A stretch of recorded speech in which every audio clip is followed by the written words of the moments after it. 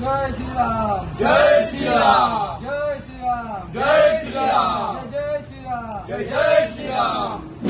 दौरा म्हणजे अयोध्या म्हणजे साईबाबा ज्या दिवशी मी रात्री झोपलेलो, रात्रभर झोप लागली नाही, पण त्याप्रमाणे गुरुवार होतो. याला गुरुवारी सकाळी पहाटे 4 वाजता साईबाबा आले.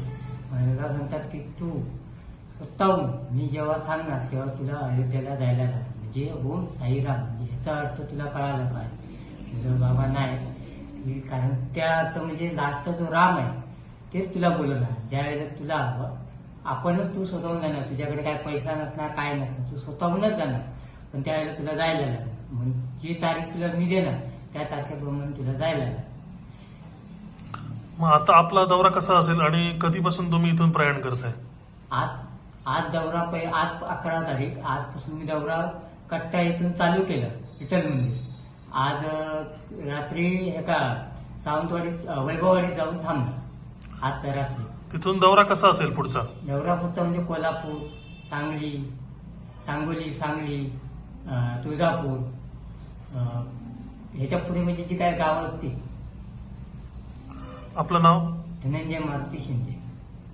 आमचा मित्र धनंजय शिंदे गेली 25 वर्ष शिर्डीला पायवारी करतोय आणि शिर्डीची पायवारी जवळ 25 वर्ष केल्यानंतर त्यांनी तिरुपतीची पण पायवारी केलेली आहे.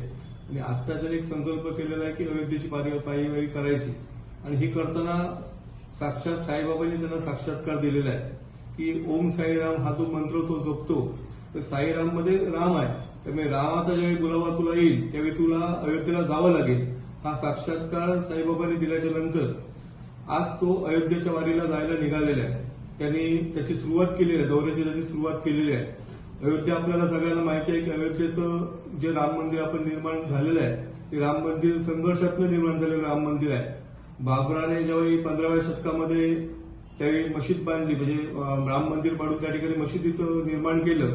त्यानंतर सुमारे 500 वर्ष हिंदू समाजाने संघर्ष करून त्या संघर्षातनं राम मंदिराची उभारणी झालेली आहे. गेल्या जानेवारी 2024 मध्ये राम मंदिरामध्ये रामलल्लाची मूर्तीची प्रतिष्ठापना झाली आणि त्यानंतर आज 1 वर्ष पूर्ण होतंय. 1 वर्ष पूर्ण झालेलं आहे.